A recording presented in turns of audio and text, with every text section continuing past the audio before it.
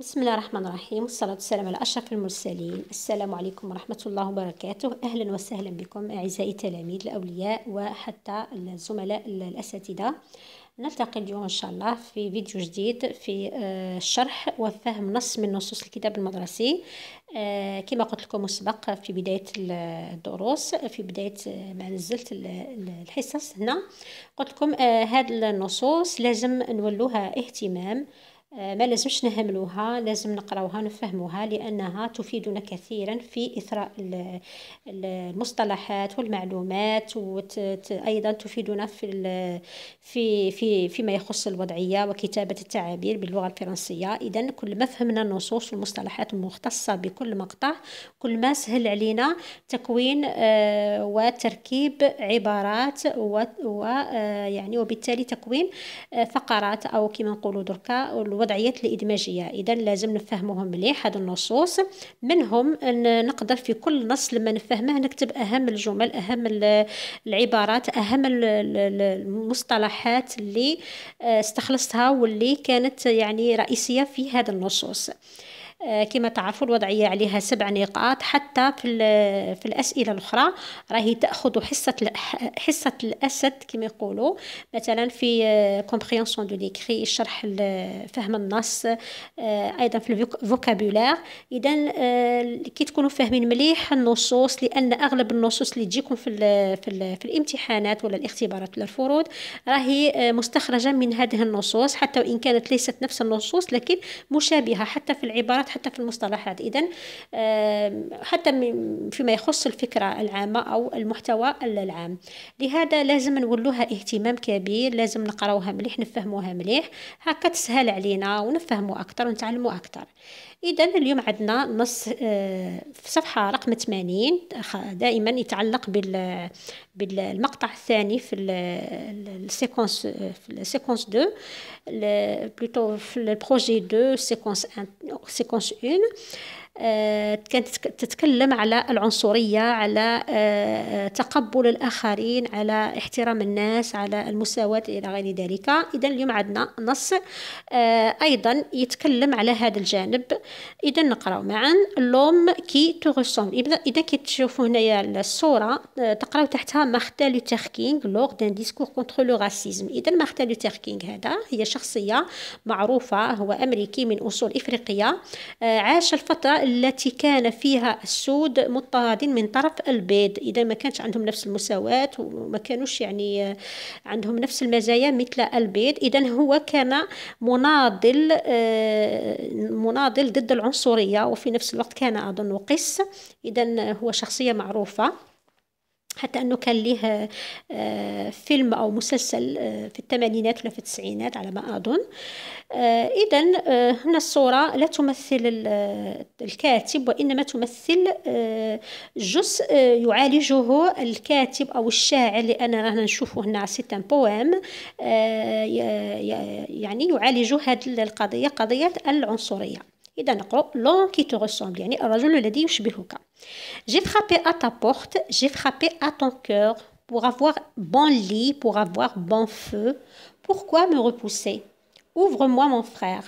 Pourquoi me demander si je suis d'Afrique, si je suis d'Amérique, si je suis d'Asie?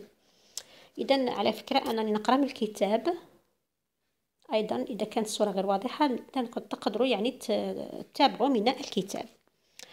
Si je suis d'Asie, si je suis d'Europe, ouvre-moi mon frère, pourquoi me demander la longueur de mon nez, l'épaisseur de ma bouche, la couleur de ma peau,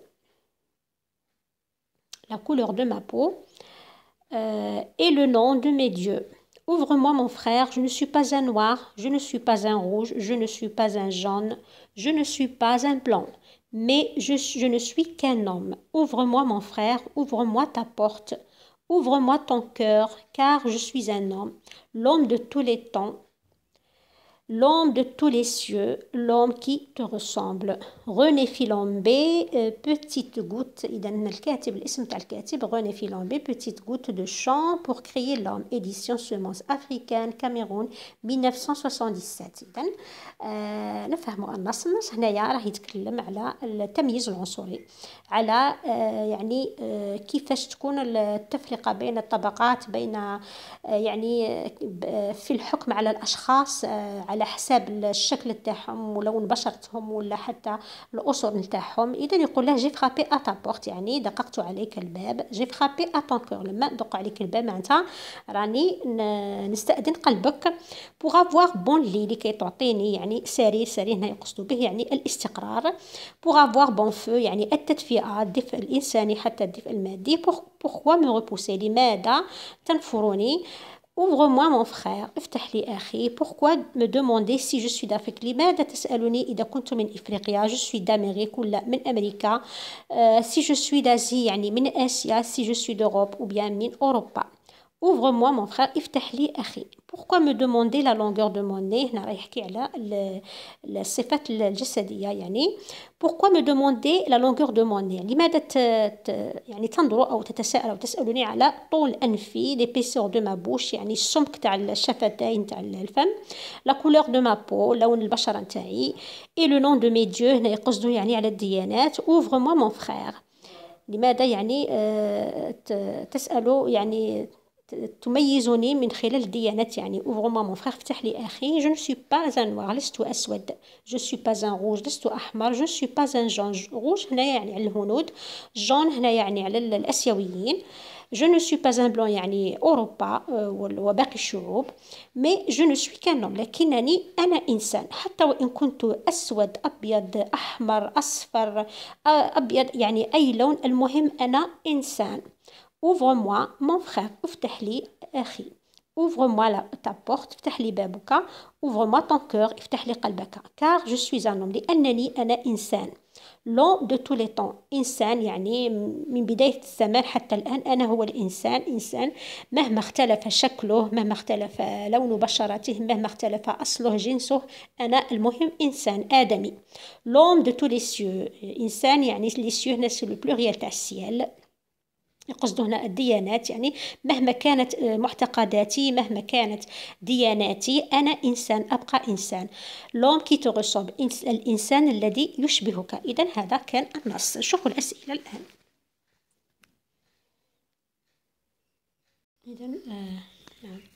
إذن عفوا نعاود نولو نرجعو. Alors, ce texte est un poème يعني الشعر.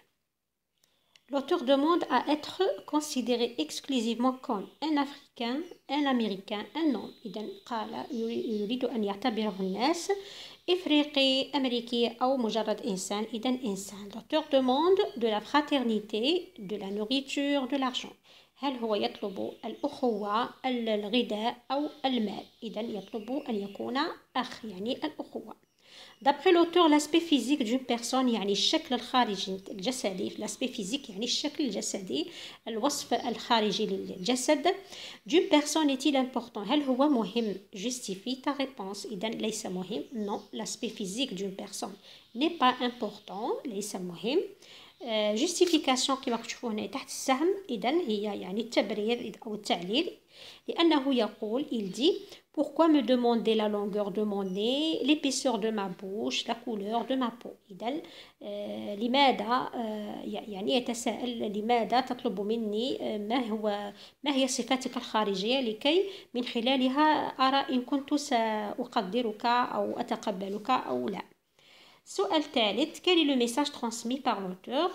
que nous enseigne-t-il، يعني ما هي الرسالة اللي يعني اللي رسلها الكاتب هنايا، ماذا يعلمنا في هذه الرسالة؟ إذا نشوفه في الأجوبة.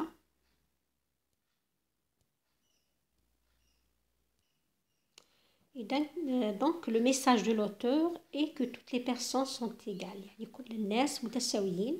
et qu'il n'y a pas de différence entre elles، لا يوجد اختلاف بين هؤلاء الناس.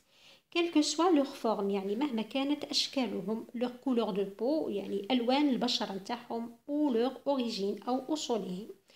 elles sont يعني هنا يقصد la personne، elles sont toutes dignes de respect، يعني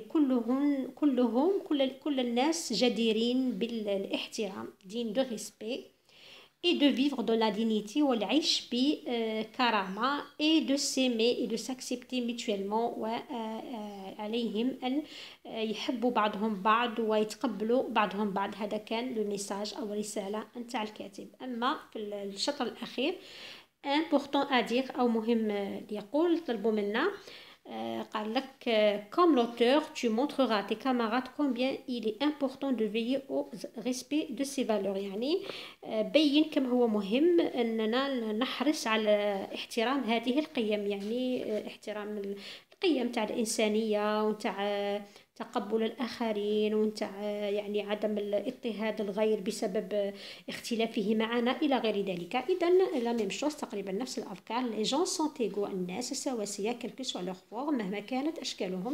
سي لو دروا دو توت بيرسون دافوار دو ريسبي اي دو فيفر دون لا دينيتي، إنه حق كل واحد أنه ولا يعيش يكون يعني محترم ويعيش في يعني بكرامة. tout comme nous devons nous accepter les uns les autres، ويجب أن نتقبل بعضنا البعض et être ouvert aux opinions des autres، نكونوا منفتحين على آراء الآخرين et à leur mode de vie، وحتى يعني طريقة أو سلوك عيشهم، نمط عيشهم، afin que nous puissions tous vivre en paix et en sécurité، لكي نتمكن أن نعيش في أمان وفي سلام كلنا. إذا هذا كان جواب الصفحتين.